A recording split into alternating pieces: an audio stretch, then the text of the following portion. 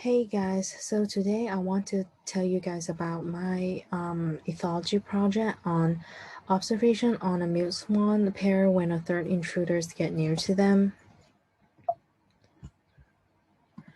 So a mute swan is also called Cygnus olor. They're in phylum Chordata and class Avis.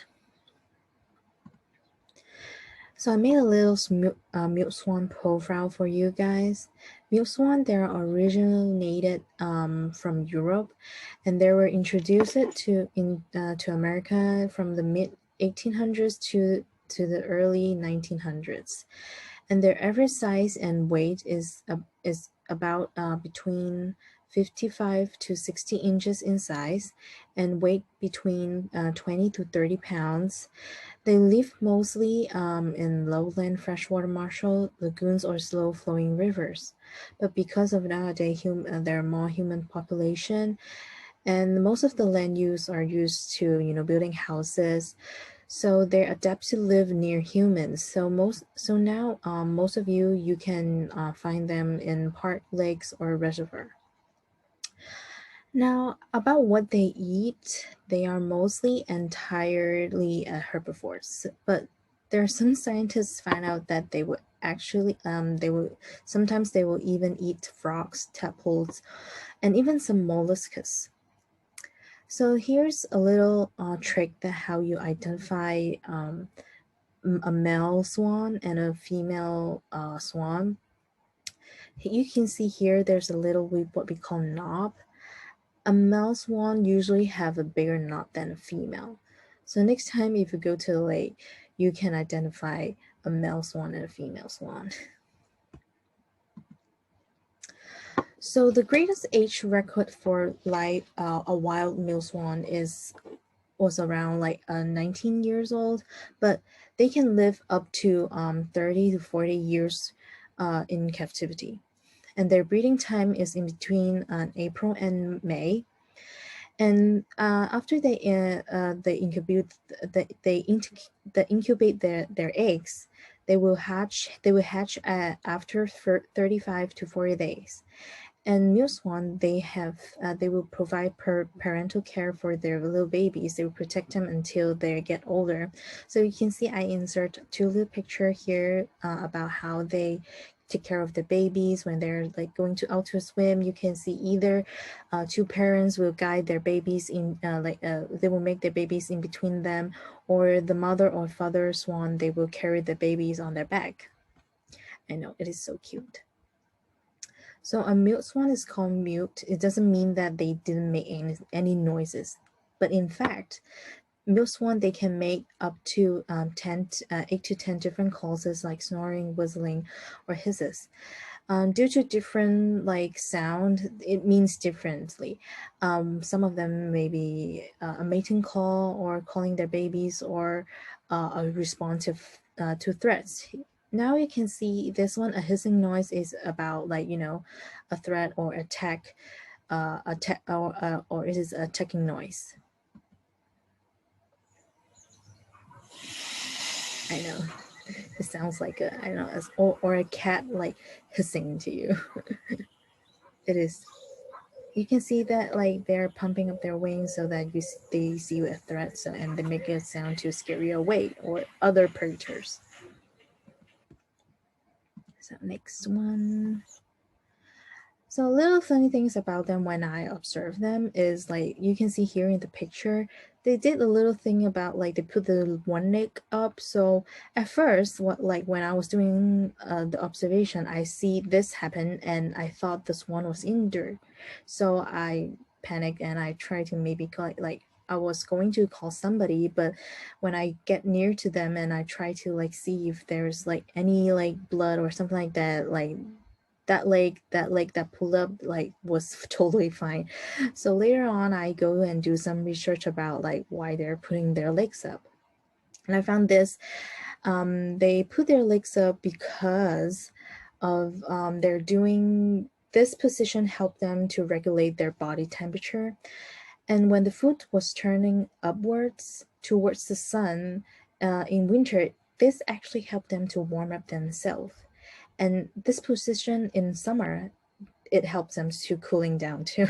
So it is really funny because like the water vapors can evaporate from their feet. So next time when you see them like doing this position, like don't worry, they're not injured. So don't panic like me.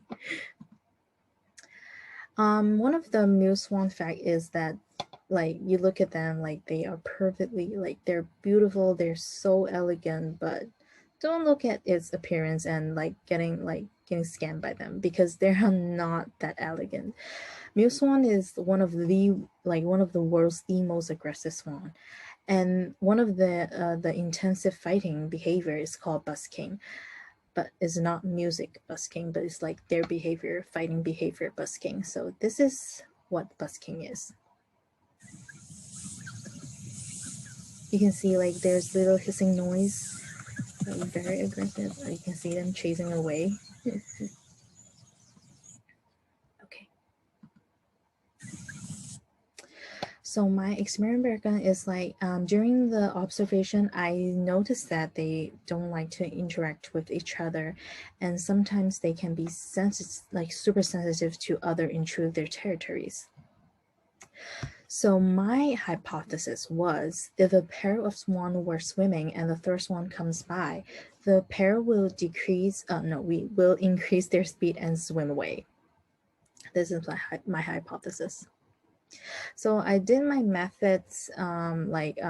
First I need to choose a place which has a lake or a swan. So I choose this place called Yunnan. Is near Hong Kong? I know I'm in Hong Kong. It's crazy, and because it's during the pandemic time, like not many places open.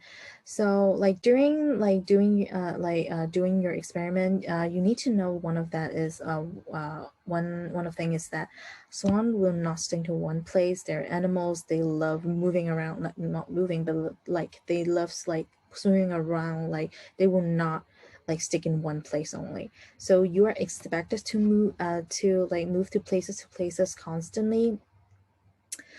And also I will bring like a notebook or a pen to drop down their observation, like when you see a pair of swan, they're swimming, and like a third swan, they're coming near to them like in like 1 meter, like you need to record down like what behavior or what action they're doing. And sometimes if they're like 10 to 15 minutes like for no reaction, it's fine, because like I know that like swan, they love grooming themselves, like they're constant, like so they can really spend like a day or like half of their day just by grooming themselves. So yeah. So here's my results, and you can see that there are 40% of the swan, the pair swan, they decide to swim away from the third swan, and there are only 33% of the swan will actually attack the third swan. This is my first trial.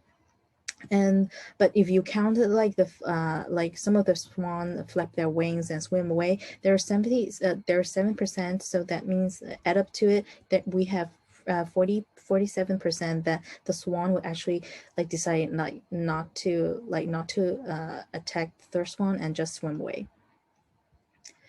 So here's my second trial, and you can see that like it's the same, like 33%, 39% of the swan will choose to swim away from the third swan, not to do anything to them, just swim away to avoid attacks from the first one or something like that. But there are actually 33% that the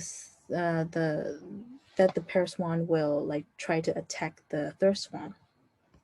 And I noticed that it was because it was really funny because mostly the pair swans swim away because of the third swan. They are the one who's doing the chasing, maybe because they are trying to guard their territories, and as I said, swans, they are really territorialism, so they don't like anybody to intrude or like go into their spaces.